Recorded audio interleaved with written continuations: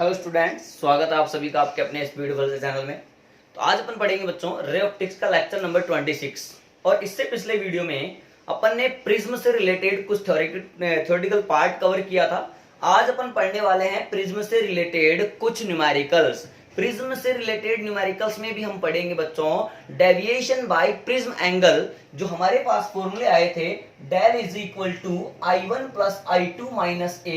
एक फॉर्मूला हमारे पास आया था, del is equal to mu minus 1 into A. यानी ये तो था पतले प्रिज्म के लिए और ये एक जनरल फॉर्मूला था।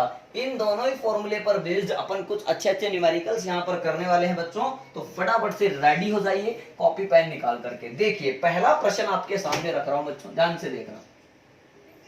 माना कि ये कोई प्रिज्म है, बोल रहा है कि एक लाइट रे जो है वो प्रिज्म की फर्स्ट सरफेस पर नॉर्मल से 60 डिग्री का एंगल बनाते हुए इंसिडेंट होती है। क्लियर? अब यहां से रिफ्रैक्शन हुआ, सीधी सी बात। फिर बोलता है कि दूसरी सरफेस पर बिना रिफ्रैक्शन के बाहर निकल जाती है। इसका मतलब ये हुआ कि दूसरी सरफेस पर तो परपेंडिकुलरली इंसिडेंट हुई है। यानी समझ में ये आता है कि R2 की वैल्यू 0 है और I2 यानी इमरजेंस एंगल की वैल्यू भी 0 है। क्योंकि हम लोग जानते हैं कि अगर कोई भी लाइट रे किसी रिफ्रैक्टिंग सरफेस पर परपेंडिकुलरली इंसिडेंट होगी तो वो बिना रिफ्रैक्शन के निकल जाएगी। इस कंडीशन में इंसिडेंस एंगल भी 0 होता है और रिफ्रैक्शन एंगल भी 0 होता है। अब यहां पर इस सरफेस के लिए हम I2 को रिफ्रैक्शन एंगल कहते हैं या फिर बच्चों हम लोग इसको इमरजेंस एंगल कहते हैं। तो हमारा यहाँ पर I2 0 होगा और ये R2 भी 0 होगा। फिर ये इंफॉर्मेशन हम लोगों को दे रखी है। आगे क्या बोला है? बोला है प्रिज्म एंगल जो है इसके लिए वो 30 डिग्री है। अब यहां से समझ में आ गया कि ये पतला प्रिज्म नहीं है, क्योंकि पतले प्रिज्म के लिए ए की वैल्यू या तो 5 डिग्री होती है या 5 से कम होती है। क्लियर? अच्छा, अब पूछा क्या है? देन पूछे क्या है? देन देन देन पहला पूछा है म्यू बता दो। प्रिज्म जिस पदार्थ से बना हुआ है, जिस मटेरियल से बना हुआ है, उसका रिफ्रैक्टिव इंडेक्स बता दो। एक हम लोगों को पूछा है डेविएशन। आइए हम इसको सोल्व करते हैं। आसान है। देखिए माना कि ये पॉइंट P है, ये Q है, ये R है और बच्चों ये वाला S है। अगर तुम 60 डिग्री हो तो तुम रिफ्रैक्शन एंगल होते हो R1 हमारे अकॉर्डिंग। क्लियर? तो बच्चों सबसे पहले आप क्या करो, इस पॉइंट Q पर क्या लगा लो? स्नेल्स लॉ लगा लो। At point Q by Snell's law. हाँ या ना? म्यू1 sine I is equal to म्यू2 साइन R। यानी ये I1 और R1 कर लो। तो बच्चों ये एयर में है तो 1 into sine 60 is equal to बच्चों म्यू हम लोगों से पूछा है, नहीं पता है, साइन R1। अब बच्चों ध्यान से देखें तो ये भी आप लोग देख सकते हैं यहां पर कि ये 90 डिग्री का है, ये 30 डिग्री का है। तो ये एंगल कितना है? देखो मैं सीधा ही R1 दिखा देता हूं आप लोगों को। ये 90 है, ये 30 डिग्री है, तो ये कितना हो बच्चों? 60 डिग्री हो गया अपने आप। अब ये अगर 60 डिग्री है तो ये नॉर्मल से सरफेस पर पूरा 90 बनता है, तो R1 कितना बनेगा बच्चों? 30 डिग्री बनेगा। क्लियर? अच्छा, तो R1 की वैल्यू है 30 डिग्री, तो ये साइन 60 हो गया √3/2। म्यू नहीं पता और R1 कितना है? 30 डिग्री। और दूसरे तरीके से बता देता हूं कैसे। ए बराबर होता है R1 प्लस R2। ए कितना है? 30। R2 कितना है? 0। तो R1 कितना आया बच्चों? 30 डिग्री आया। हाँ या ना? आया समझ में? कैसे भी कर सकते हैं। तो यहां पर वापस से देखो, √3/2 is equal to mu into 1/2। 2 से 2 मर गया बच्चों, तो म्यू की वैल्यू कितनी आ गई? √3। अरे हाँ या ना? समझ में आया? सेकंड पार्ट हमसे पूछा है डेल बता दो। मैंने कहा ठीक है, I1 प्लस I2 माइनस ए। ये पता, ये पता, ये पता, जो है लापता मिल जाएगा उसका पता। I1 है 60 डिग्री, I2 है बच्चों 0 और ए है मेरा 30 डिग्री। तो कुल मिलाकर के आंसर आएगा मेरे पास 30 डिग्री। हाँ या ना? अरे समझ में आया क्या? क्लियर हुआ बच्चों? देखिए एक और सवाल करते हैं, पहले इसको फटाफट से नोट कर लें, फिर एक और एक अच्छा सवाल आप लोगों को करवाते हैं। आइए कर लिया नोट? अब आ जाओ, एक नेक्स्ट सवाल हो गया। बोला, देखो नेक्स्ट सवाल क्या बोल रहा है, बोला कि एक ऐसा प्रिज्म है जिसके लिए प्रिज्म एंगल है 30 डिग्री, इस पर कोई लाइट रे जो है वो परपेंडिकुलरली इंसिडेंट होती है। अच्छी बात है, होने दो, हमें क्या, I1 0 हो गया, अपने आप ही R1 भी 0 हो गया। ठीक है, अब अगर इस पर परपेंडिकुलरली इंसिडेंट हुई है तो बिना रिफ्रैक्शन के सीधा ही यहाँ पर जाएगी, पहले जाने दो बच्चों, सीधा जाने दो, चली गई। अब यहां से रिफ्रैक्शन चालू होगा, दूर हटाना है, सही क्या, आगे बच्चों, ये 90 होगा, ये भी 90 होगा, इधर भी 90 है, इधर भी 90, I1 0 है, R1 0 होगा, समझ रहे हो क्या, ये 90 है, ये 30 है, तो ये 120 हो गया, तो ये कितना बचा, 60 डिग्री बचा। अरे समझना बात, तो इसका मतलब ये कितना बचा, 30 डिग्री बचा, तो R2 की वैल्यू कितनी आ गई, 30 डिग्री आ गई। ठीक है, अब ये कितना होता है बच्चों, I2 होता है, I2 हम लोग निकाल लेंगे। ठीक है, पॉइंट बना लो P, Q, R और S। अब वापस से किस पॉइंट पे लगा लो बच्चों, अब की बार किस पॉइंट पे लगाओगे, बोलो किस पॉइंट पे लगा लो, इस पॉइंट पे लगा लो, R पे, at point R by Snell's law, by Snell's law. डेल पूछा है हम लोगों को, इसमें भी डेल निकाल सकते हैं। तो जब इस पे लगाओगे बच्चों तो क्या आएगा, बोलो, म्यू दे रखा है क्या सर, म्यू दे रखा है √2, तो √2 into sine 60, sorry sine 30, sine R2 is equal to 1 into sine I2, सही। तो ये हो गया √2 इंटू 1/2, तो साइन I2 मेरे पास आ गया बच्चों 1/√2, I2 की वैल्यू आ गई 45 डिग्री। R2 अगर आपको अभी भी नहीं समझ में आ रहा तो आप इधर देख सकते हैं, A बराबर R1 प्लस R2, बच्चों की बार R1 0 है तो A बराबर R2, तो इसका मतलब A की वैल्यू कितनी रखी है, 30 डिग्री, ऐसे भी कर सकते हैं। तो डेल कितना आएगा, I1 प्लस I2 माइनस का A, तो आंसर आएगा बच्चों I1 0 है, I2 मेरे पास 45 आ गया, A मेरे पास 30 है, तो डेल की वैल्यू कितनी आ गई बच्चों, 15 डिग्री आ गई। हाँ या ना, समझ में आया, फटाफट से नोट कर लें इस लोग, इसको भी आप। आइए बच्चों नेक्स्ट क्वेश्चन देखते हैं। देखिए बोर्ड पर लिखा हुआ है, ए हॉरिजॉन्टल लाइट रे is incident on A prism having prism angle of 4 degree, यानी एक हॉरिजॉन्टल क्षैतिज प्रकाश की किरण 4 डिग्री प्रिज्म कोण वाले प्रिज्म पर इंसिडेंट होती है। पहले मैंने प्रिज्म बनाया बच्चों, पहले डायग्राम बनाओ, थीम बनाओ पहले पूरी, सर थोड़ा पतला बनाओ, मैंने कहा ठीक है। ये एंगल कितना से रखा है हम लोगों को, 4 डिग्री, ठीक है, बोला है कि हॉरिजॉन्टल है, मैंने कहा ठीक। अरे अगर ये पतला प्रिज्म है और ये हॉरिजॉन्टल है, इसका मतलब ये इस पर नॉर्मली इंसिडेंट हुई है बच्चों, तो बिना रिफ्रैक्शन के एक बार तो जाएगी ऐसे, फिर यहां से रिफ्रैक्शन होगा।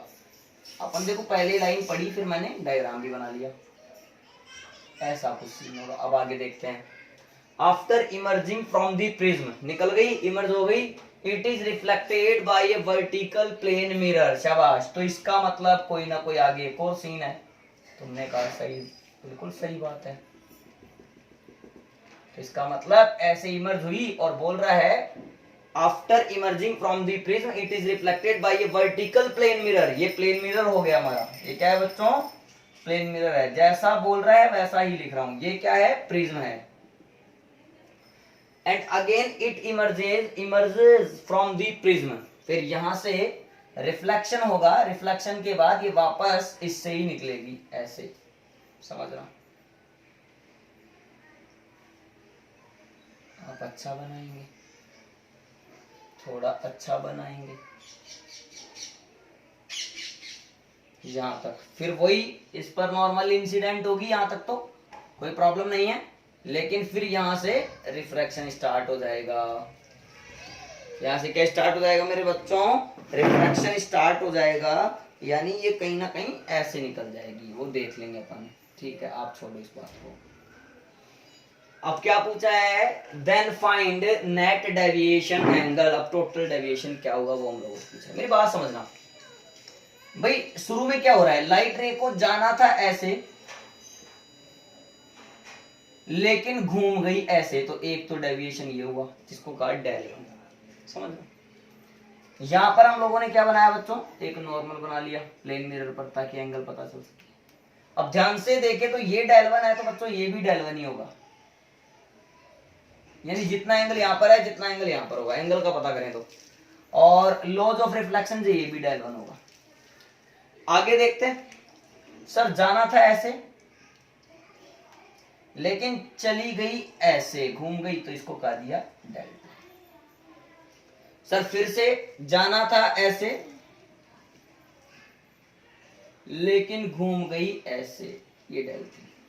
ठीक है, तो बच्चों कुल मिलाकर के मेरे पास जो आंसर आएगा वो आएगा, डेल1 निकाल लो, डेल2 निकाल लो। पतला प्रिज्म है तो पहले डेल1 देखते हैं, डेल1 इज इक्वल टू डेल3, क्योंकि ये तो प्रिज्म से हो रहा है बच्चों, a into mu minus one, a into mu minus one. Clear, ध्यान से देखना, तो डेल1 बराबर डेल3 इज इक्वल टू a कितना है 4 डिग्री, म्यू कितना है बच्चों 3/2, माइनस का 1, तो 3/2 माइनस 1 यानी 1/2, यानी 4 इंटू 1/2, तो आंसर आया 2, यानी कुल मिलाकर के ये आ गया 2 डिग्री। अच्छा डायरेक्शन देखें बच्चों, तो ये डायरेक्शन कौन सी हो गई, ये हो गई क्लॉकवाइज डायरेक्शन। क्लियर, तो ये भी कौन सी डायरेक्शन है, ये सर ये एंटी क्लॉकवाइज डायरेक्शन। मैंने वहां भी नहीं लिखा, लेकिन ये डेल1 जो है वो 2 डिग्री क्लॉकवाइज में है और डेल3 जो है वो 2 डिग्री एंटी क्लॉकवाइज में है। अब एक डेल2 हम लोगों को और फाइंड करना है मेरे प्यारे बच्चों,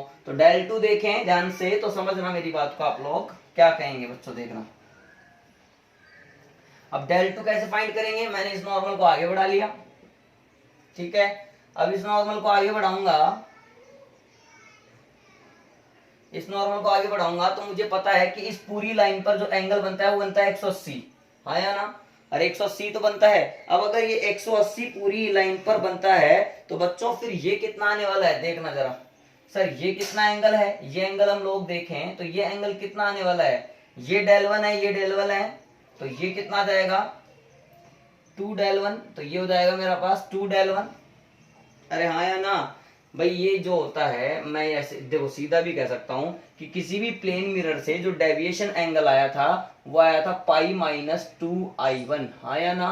अब यहाँ पर i1 जो है वो एक तरीके से डेल1 है कि नहीं है, तो π-2 डेल1, इंसिडेंस एंगल कितना है यहाँ पर डेल1 है। अरे प्लेन मिरर याद करो, एक जमाने में पढ़ाया था, उसके लिए डेविएशन एंगल दिखाया था π-2i1। क्लियर हुआ कि नहीं हुआ, उसी प्रकार से देखोगे तो π-2i1 मैंने लिखा है, बट यहाँ पर इंसिडेंस एंगल ही डेल1 है तो π-2 डेल1 है। क्लियर। अच्छा ये डायरेक्शन कौन सी है बच्चों, सर ये भी क्लॉकवाइज डायरेक्शन ही है हमारे पास, ठीक है। तो डेल2 is equal to 180 minus 2 into डेल1 कितना है 2, तो ये हो गया 4, ये हो गया 176 डिग्री क्लॉकवाइज डायरेक्शन।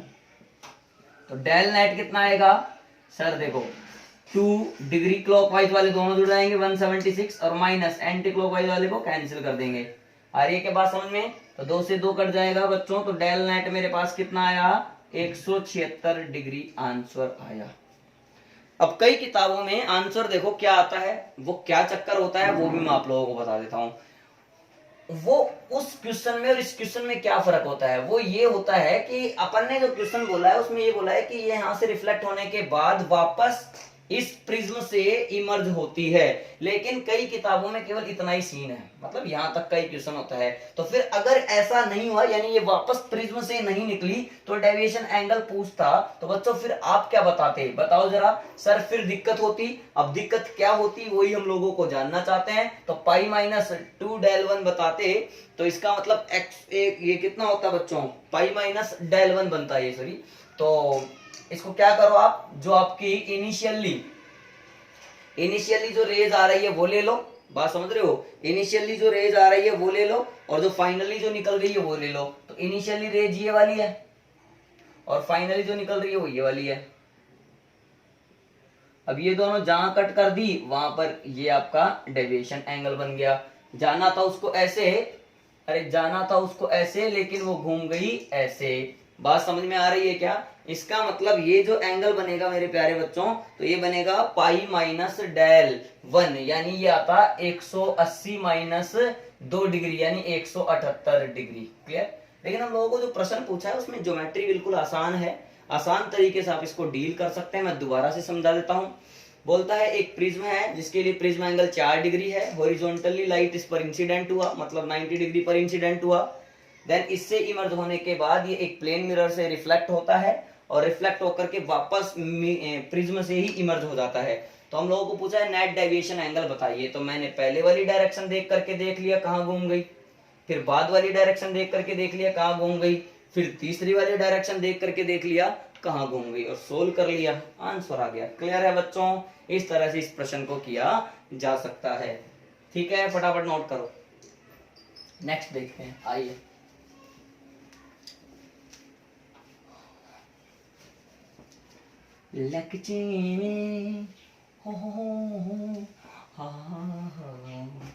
नेक्स्ट सवाल देखते हैं बच्चों, आइए। आपका नेक्स्ट क्वेश्चन ये है कि मान लीजिए बोल रहा है a thin prism of glass, ऐसे लिख लेते हैं, if a thin prism of glass is placed in water except of air, then find percentage change in deviation.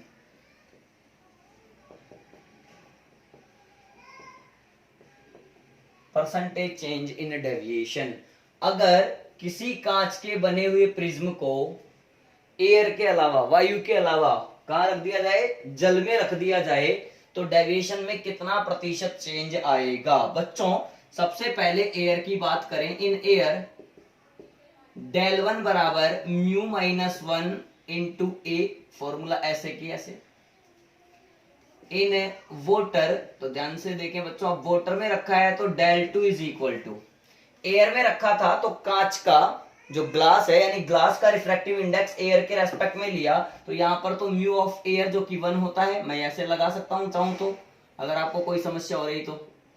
ये जो रिफ्रैक्टिव इंडेक्स है वो एयर के रेस्पेक्ट में लिया गया है। अब अगर आपने वोटर में रख दिया बच्चों, मैं दोबारा लिख देता हूं formula, mu upon mu air minus 1। ठीक है, अगर आपने वोटर में रख दिया तो mu upon mu water minus 1 into A आएगा। क्लियर है? Equation number 2। तो पहले आप क्या करो, डेल 1 अपॉन डेल 2 कर लो, ए से ए कैंसिल हो जाएगा, म्यू का मतलब यहाँ पर 3/2 माइनस 1, क्योंकि यहाँ नीचे तो 1 ही बनेगा, और यहाँ आ जाएगा ये 3/2 upon 4/3 minus 1। Clear? Del 1 upon del 2 is equal to, ऊपर बचा 1/2, नीचे देखो कितना बचेगा बच्चों, 3 ऊपर जाएगा, 3 3 जा 9, 9/8 माइनस 1। फिर से सोल्व करा, del 1 upon del 2 is equal to 1/2 ऊपर है, नीचे बनेगा मेरे पास 1/8। तो कुल मिलाकर के डेल 1 अपॉन डेल 2 कितना आ रहा है बच्चों, 1/2 इंटू 8/1, यानी डेल 1 आ गया मेरे पास 4 डेल 2। क्लियर? समझ आया? परसेंटेज चेंज इन डेविएशन निकालना है तो फाइनल माइनस इनिशियल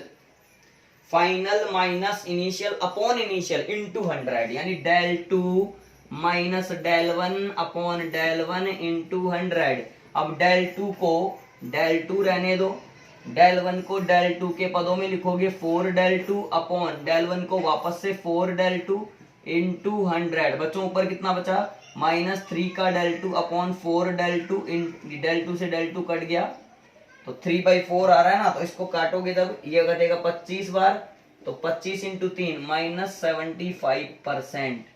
ये आपका परसेंटेज चेंज आएगा। यानी अगर कांच के बने हुए प्रिज्म को, एक पतला प्रिज्म है, उसको अगर हम एयर की जगह किसी वोटर में रख दें तो फिर परसेंटेज चेंज इस तरह से फाइंड किया जा सकता है। अब जरूरी नहीं है कि वो वोटर ही बोलेगा, वो कोई मीडियम बोलेगा जिसका रिफ्रैक्टिव इंडेक्स हम लोगों को गिवन होगा, तो इस तरह से हम उस क्वेश्चन को डील कर सकते हैं। फटाफट से आप इसको भी पहले नोट करें बच्चों।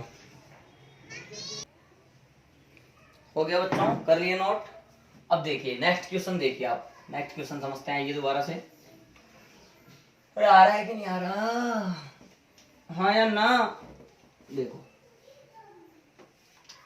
अब एक क्वेश्चन इस तरह का भी बनाया जा सकता है। बोला है फॉर ए प्रिज्म ए दे रखा है 60 डिग्री, म्यू दे रखा है √2, देन पूछा है डेल बता दो। शाबाश। अब ध्यान से देखो बच्चों, डेल पूछा है, तुम्हारे दिमाग में डेल का फॉर्मूला आएगा I1 प्लस I2 माइनस का A। लेकिन क्या इस क्वेश्चन की डिजाइन देख करके ऐसा लगता है क्या इस फॉर्मूले से हम आंसर निकाल पाएंगे? कतई नहीं लगता है। इसके लिए बच्चों हमने एक फॉर्मूला और सीखा था। ऐसा पैटर्न अगर आता है तो हम कैसे करेंगे? By prism formula. कौन सा फॉर्मूला? Prism formula. ओके, वो क्या था? म्यू बराबर sine del minimum plus A/2 upon sine A/2। हाँ या ना? अब बच्चों हम लोगों को म्यू कितना दे रखा है बताना जरा। सर √2 दे रखा है।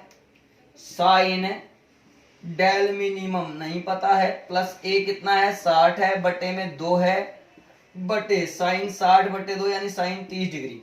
सही? अरे समझ में आ रहा है? साइन 30 कितना होता है? 1/2। तो इसको उधर ले जाओ, √2 into 1/2 is equal to sine del minimum plus 60/2। ठीक है, ये कितना बचा मेरे पास? 1/√2। क्लियर? तो साइन डेल मिनिमम प्लस 60/2 बचा। क्लियर? अब साइन में ये कितने पर होता है? 45 पर। तो इसका मतलब del minimum plus 60/2 is equal to 45 degree. 2 को इधर लेके जाओ, del minimum plus 60 is equal to 90 degree. तो मेरे प्यारे बच्चों डेल मिनिमम कितना आ गया? 30 डिग्री, यानी प्रिज्म एंगल का हाफ आ गया। तो मतलब जो रिफ्रैक्टेड रे है वो बेस के क्या होगी बच्चों? पैरेलल होगी। क्लियर है? आया समझ में? यानी देख लें कि अगर डेटा केवल A और म्यू है, यानी इनसफिशिएंट अगर हमारे पास डेटा है, तो बच्चों फॉर्मूले पर पहले देखें I1 plus I2 minus A। अब किसी भी तरह से इस फॉर्मूले से डेल को सोल्व नहीं किया जा सकता है, तो हमने फिर दिमाग में क्या यूज किया कि सर ये एक फॉर्मूला और होता था, म्यू बराबर sine I upon sine R से हमने निकाला था sine del minimum plus A/2 upon sine A/2। इस फॉर्मूले से इस क्वेश्चन को सोल्व आउट किया जा सकता है। सॉरी बच्चों। अब नेक्स्ट क्वेश्चन देखते हैं। हमारे पास जो नेक्स्ट क्वेश्चन है वो किस पैटर्न का है? आइए,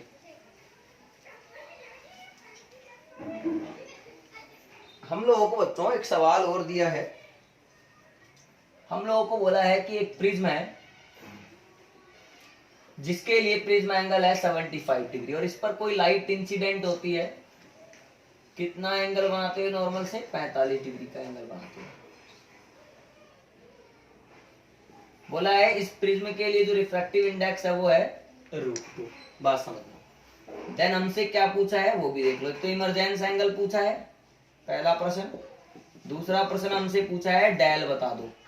बच्चों बता देंगे, मुझे कोई प्रॉब्लम नहीं है, कोई परेशानी नहीं है। ये मेरे पास R1 होता है, ये मेरे पास R2 होता है। बात समझना आप। ठीक है, इस पॉइंट को मैंने P नाम दिया, इसको मैंने Q नाम दे दिया। क्लियर? आ जाइए अब। और ये R है और यहाँ पर एक और हो गया जिसको कह देंगे S।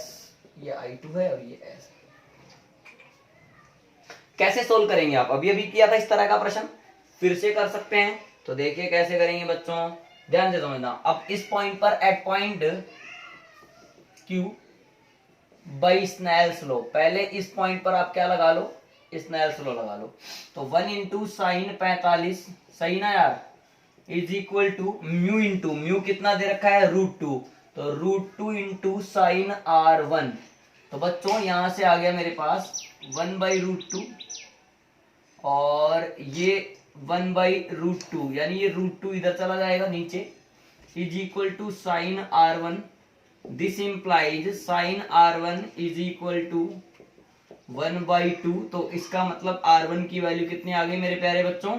30 डिग्री आ गई। क्लियर? तो R1 आया मेरे पास में 30 डिग्री। यहां तक मुझे समझ में आ गया। अब आगे देखो, वी नो दैट ए बराबर R1 प्लस R2, ठीक है। अब ए कितना दे रखा है 75, सही है। R1 आया 30 तो प्लस का R2, तो यहां से R2 निकालूंगा बच्चों, 75 में से अगर 30 चला जाएगा तो कितना बचेगा 45, यानी R2 की वैल्यू कितनी आ गई 45 डिग्री। जब R2 मेरे पास आ गया तो इस R पॉइंट पर क्या लगाया जा सकता है, स्नेल्स लॉ लगाया जा सकता है। एट पॉइंट R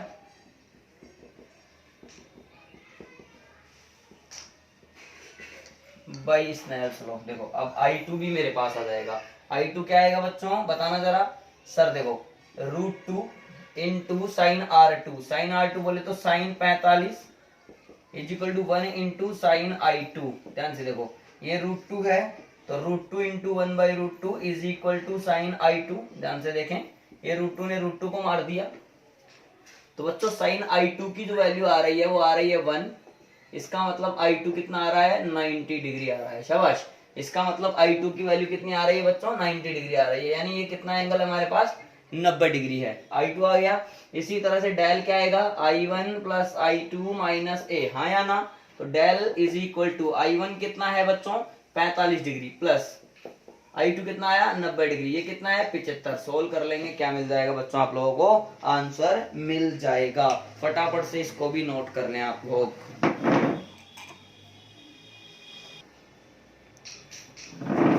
हो गया बच्चों कल ये नोट। अब नेक्स्ट एक और अच्छा सवाल आप लोग ट्राई करेंगे, पॉज करके आप लोग ट्राई करेंगे।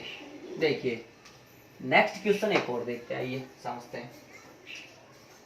हम लोगों को कहा है कि एक प्रिज्म है, बात समझना। ये एंगल बोला है 120 डिग्री है, बोला ये 30 डिग्री है, बोला ये 30 डिग्री है। एक लाइट रे आया या आई इस तरह से इस पर 60 डिग्री पर इंसिडेंट हुआ। अब बाकी बातें हम लोग बाद में करेंगे। और क्या दिया है वो देख लो। इसका म्यू दे रखा है √3, ठीक है। म्यू कितना दे रखा है इसका √3 दे रखा है। अब बोला है फाइंड एंगल ऑफ इमरजेंस, यानी क्या पूछा है बच्चों आपसे I2 पूछा है। सॉल्यूशन समझना। सबसे पहले मान लिया कि ये इस तरह से आएगी और ऐसे रिफ्लेक्ट होगी और इस तरफ से इस वाली सरफेस पर इंसिडेंट हो जाएगी, तो ये पॉइंट P होगा, ये Q होगा और ये R होगा। बात समझना। अब हम लोग क्या करें, इसको कह देंगे बच्चों R1। तो सबसे पहले मैंने R1 फाइंड करने की कोशिश करी, तो देखना R1 क्या आएगा। तो देखते हैं R1 क्या आ रहा है। R1 हमारे पास आ रहा है बच्चों, देखते हैं। At point Q by Snell's law लगाया तो mu air sine 60 is equal to √3 into sine R1, हाँ या ना। यहां तक समझ में आया। तो म्यू एयर कितना होता है 1 इंटू साइन 60 होता है √3/2 is equal to √3 into sine R1। बच्चों √3 से √3 कैंसिल हो गया, तो साइन R1 मेरे पास कितना आ गया 1/2। इसका मतलब R1 की वैल्यू कितनी आ गई 30 डिग्री आ गई। R1 की वैल्यू कितनी आ गई बच्चों 30 डिग्री आ गई। अब अगर R1 30 डिग्री है तो ये पूरा 90 होता है सरफेस से नॉर्मल तक का। तो अगर R1 30 है तो ये कितना है 60 है। अब ध्यान से देखो, अगर ये पूरा एक ट्राइंगल बन गया, आप लोगों को अगर ये ट्राइंगल दिखाई दे रहा हो तो 120 प्लस 60 180, तो इसका मतलब ये कितना हुआ 0 डिग्री। ओ माय गॉड, क्या ये एंगल पॉसिबल है बच्चों? ये क्या 0 डिग्री एंगल है? नहीं। इसका मतलब अच्छा सर ये ऐसे जाती तो, अरे तो भी ये कोई ना 0 डिग्री थोड़ी ना है, सही है ना। इसका मतलब फिर सर हुआ क्या है वो जरा हम लोगों को समझाओ। जरूरी थोड़ी ना है कि ये लाइट रे जो यहाँ से रिफ्रैक्शन के बाद यहीं टकराई हो, ऐसा कोई जरूरी नहीं है। तो फिर क्या हो सकता है सर? एक और पॉसिबिलिटी क्या बता सकते हो आप, वो हम लोगों को बता दो। तो बच्चों ऐसा भी तो हो सकता है ये लाइट रे ऐसे जा करके इस पर टकरा जाए, हाँ या ना, इस पर टकरा जाए। तो फिर ये एंगल बताओ कि कितना है, R1 30 डिग्री है, ये तुम्हारा 30 डिग्री, समझ रहे हो क्या? और ये कितना है 60 डिग्री है, समझना बात को। अब यहाँ पर मैंने नॉर्मल खींच लिया वापस से, ये PQ और ये हो गया मेरे पास R। अब ये हो चुका R। अब आगे देखते हैं बच्चों, अब ये एंगल 30 है, नॉर्मल से पूरा बनता है तो ये 90 है, 90 और 30 120, ये पूरा हो गया। 120 और 30 150, तो ये कितना हो गया, वापस से 30 हो गया 180। ये चूंकि नॉर्मल है तो ये 30 है, तो ये कितना होगा 60। इसका मतलब 60 डिग्री पर इस पर इंसिडेंट हो गई ये। अब एट पॉइंट आर, आर की बात कर ले बच्चों। At point R by Snell's law, by Snell's law लगाओ। तो यहां पर वापस से म्यू प्रिज्म कितना है, √3 into sine 60 is equal to mu air into sine I2। ऐसे ही करोगे तो √3 into √3/2 mu air 1 sign I2। इसका मतलब साइन I2 की वैल्यू आ गई बच्चों 3/2 यानी 1.5, जो कि पॉसिबल नहीं है, क्योंकि साइन की जो वैल्यू होती है वो 1 से बड़ी कभी भी नहीं होती है। जबकि यहाँ तो साइन I2 जो है इमरजेंस एंगल कितना आ गया, साइन I2 आ गया मेरे पास 1.5। इसका मतलब I2 कितना आया, साइन इनवर्स 1.5, जो कि पॉसिबल नहीं है, ये पॉसिबल नहीं है,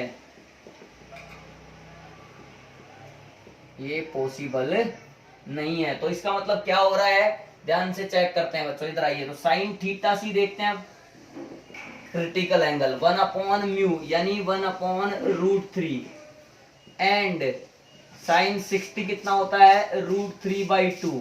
अब यहां पर इस सरफेस के लिए इंसिडेंस एंगल क्या है, 60 डिग्री है, तो साइन 60 की वैल्यू है √3/2 और साइन थीटा सी की वैल्यू है 1/√3। अब ध्यान से देखें तो √3/2 जो है वो 1/√3 से बड़ा होता है, तो we can say that √3/2 is greater than 1/√3, यानी sine 60 is greater than sine theta C, यानी 60 is greater than theta C, यानी incidence angle greater than critical angle. अब तुम लोगों को पता है बच्चों, जब भी आपतन कोण का मान यानी इंसिडेंस एंगल की वैल्यू क्रिटिकल एंगल से ज्यादा हो जाती है तो फिर TIR होगा, देन TIR क्या होगा यहाँ पर, अब बच्चों TIR होगा। तो TIR का मतलब जिस मीडियम से चली थी उसी मीडियम में वापस लौटेगी। अब यहाँ इंसिडेंट होगी, समझ में आ रहा है। अब रिफ्लेक्शन का लॉ कहता है कि ये 60 है तो ये भी कितना है बच्चों, 60 है। अब वापस से इस सरफेस पे क्या खींच लो, एक नॉर्मल खींच लो। अब जैसे ही नॉर्मल बनाओगे तो एंगल देखने पड़ेंगे। तो बच्चों ध्यान से देखो, ये एंगल कितना है, ये तो सर 90 डिग्री है, क्योंकि नॉर्मल से 90 ही बनता है। ये 60 है, ये पूरा नॉर्मल था तो ये 30 है। अब अपने आप मिल जाएगा 30 और 30 60, 60 और 90 कितना हो गया बच्चों 150। तो ये कितना बचा मेरे पास 30 डिग्री इसका, सही। अब ये मेरे पास कुछ भी पॉइंट है, जैसे एस पॉइंट है, समझ रहे हो। अब की बार कौन से पॉइंट पे स्नेल्स लॉ लगा लो, इस वाले पॉइंट पे स्नेल्स लॉ आप लोग लगा लो। इस तरह से आपको क्या मिल जाएगा, I2 मिल जाएगा एट पॉइंट एस। आंसर आने वाला है। अच्छा सवाल था बच्चों। बाई क्या आएगा, √3 into sine 30 1 into sine I2, √3 into 1/2 sine I2 की वैल्यू आ रही है √3/2। अब साइन में ये वैल्यू कहां पर होती है बच्चों, 60 डिग्री पर। तो I2 की वैल्यू कितनी आ गई, 60 डिग्री आ गई, यानी इमरजेंस एंगल कितना आ गया, 60 डिग्री। इस क्वेश्चन में अगर कुछ खास बात थी तो वो ये थी कि अपन ने डायरेक्ट ऐसा सोचा कि लाइट रे जो है वो कहां इंसिडेंट हुई, इस वाली सरफेस पर इंसिडेंट हो गई, यहां से रिफ्रैक्शन के बाद। लेकिन बच्चों जब मुझे पता चला तो यहाँ का जो एंगल दिख रहा था, यानी R2 की जो वैल्यू, सॉरी जो अंदर वाला एंगल दिख रहा था वो दिख रहा था 0 डिग्री, जबकि ऐसा पॉसिबल यहाँ पर नहीं था। तभी हम लोगों ने ऐसे सोचा कि लाइट रे जो है वो यहाँ से रिफ्लेक्ट होकर इस वाली सरफेस पर नहीं बल्कि इस वाली सरफेस पर टकराई है, और इस पर टकराने के बाद भी हमने चेक करा कि अब ये बाहर जा रही है तो कितने एंगल से जा रही है। फिर पता चला I2 की वैल्यू जो है वो साइन इनवर्स 1.5 आ रही है। अब हमें ये भी पता है कि साइन में जो वैल्यू होती है वो 1 से ऊपर पॉसिबल नहीं है, इसलिए ये भी गलत बात हो गई। फिर हमने क्या चेक करा कि कहीं इंसिडेंस एंगल यानी 60 डिग्री जो है उसकी वैल्यू क्रिटिकल एंगल से तो ज्यादा नहीं है। तो हमने जब चेक करा तो पाया कि वास्तव में इंसिडेंस एंगल की वैल्यू क्रिटिकल एंगल से ज्यादा है, तो हम तुरंत समझ गए कि यहाँ पर क्या हो रहा है बच्चों, TIR हो रहा है। अब अगर यहाँ पर TIR हो रहा है तो हमने जैसे ही यहाँ पर ये इंसिडेंट हुआ था वापस इसको यहाँ ऐसे भेज दिया। अब इमरजेंस की बात करूं तो मैंने इस पॉइंट पर क्या लगा डाला बच्चों, स्नेल्स लॉ लगा डाला। बाकी सारे एंगल जो मैंने ढूंढे हैं वो बेसिक ज्योमेट्री के हिसाब से ही ढूंढे हैं, बेसिक जो ट्रिग्नोमेट्री यूज करते हैं उससे ही ढूंढे हैं। क्लियर है बच्चों, आया समझ में। अब नेक्स्ट क्वेश्चन एक और आप लोग देखिए यहाँ पर। अब नेक्स्ट क्वेश्चन क्या है हमारा वो देखते हैं, इसको नोट कर लिए। आज का लास्ट क्वेश्चन देखते हैं बच्चों। आइए, अच्छा सवाल है।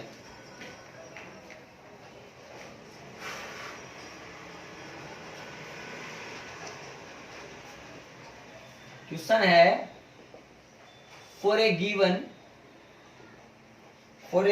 Prism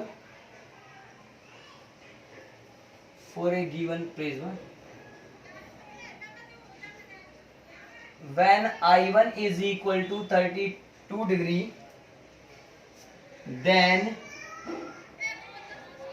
deviation will be minimum। Question है जब I1 की वैल्यू कितनी होगी बच्चों, 32 डिग्री होगी, तो डेल की वैल्यू क्या कह रहा है, मिनिमम होगी। ठीक है, आगे देखना क्या बोल रहा है। If I1 is equal to 25 degree then find possible values of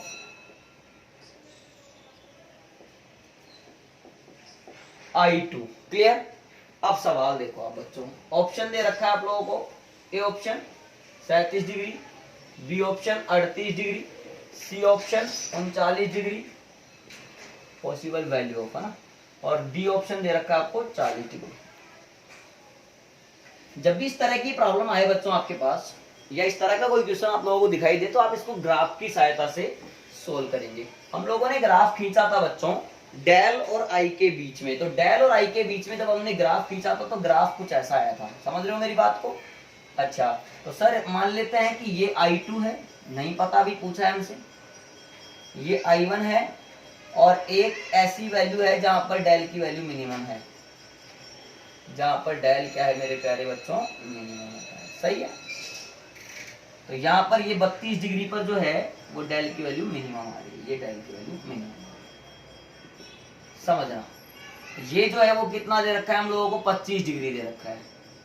मैंने कहा था कि इसको x1 कह देना, इसको x2 कह देना। ये राइट की तरफ टिल्ट होता है, यानी इस तरफ मुड़ा हुआ रहता है, इसलिए बच्चों हमेशा यहाँ पर x2 क्या होता है, x1 से बड़ा होता है। अब x1 की मैं बात करूं तो यहाँ पर x1 जो आ रहा है मेरे पास में, वो आ रहा है 32 माइनस कितना, अरे 32 माइनस कितना आ रहा है, 25, यानी ये कितना हो गया, 7 हो गया। क्लियर। अब ध्यान से देखें तो x2 की जो वैल्यू है, यानी ये जो डिस्टेंस है वो हमेशा x1 से ज्यादा आती है। अब x1 कितना है, 7, तो x2 हमेशा कितना आएगा, 7 से बड़ा आएगा। अब ऑप्शन चेक कर लो, यानी x2 की वैल्यू 8 हो सकती है, 9 हो सकती है, 10 हो सकती है, 11 हो सकती है, इस तरह से हो सकती है। अब ऑप्शन चेक करें 37 डिग्री, अगर I2 37 होगा तो 37 माइनस 32 अंतर कितने का हुआ, 37 और 32 में 5 का, यानी नहीं हो सकता क्योंकि x2 तो 7 से बड़ा आना चाहिए। 38 और 32 में अंतर कितने का है, 6 का, ये भी नहीं हो सकता। 39 और 32 में कितने का अंतर है, 7 का, ये भी नहीं हो सकता क्योंकि 7 का अंतर नहीं चाहिए, 7 से बड़ा अंतर चाहिए। 40 और 32 में कितने का अंतर है, 8 का। बच्चों करेक्ट ऑप्शन इज डी। इस तरह से इस तरह की प्रॉब्लम को हम लोग जो है ऑप्शन से सोल्व कर लेंगे। आई होप आपको सारे क्वेश्चन अच्छे से समझ में आ गए होंगे, पर इन सभी क्वेश्चंस को आप फिर से प्रैक्टिस कर लें, सारी चीजें समझ लें। फिर भी कोई डाउट हो तो कमेंट सेक्शन में आप कमेंट करके बता दें, और वीडियो पसंद आई हो तो इसे लाइक करें, शेयर करें और चैनल को सब्सक्राइब करें। Thank you.